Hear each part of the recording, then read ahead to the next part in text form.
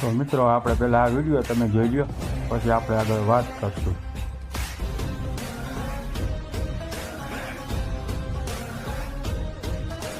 ₹5,49,000 રકમ રોકડ રકમ રિકવર કરેલી છે અને તેઓની પાસેથી 3 મોબાઈલ ફોન પણ રિકવર કરવામાં આવેલા છે અને આ આરોપીઓની ધરપકડ કરવામાં આવેલી છે.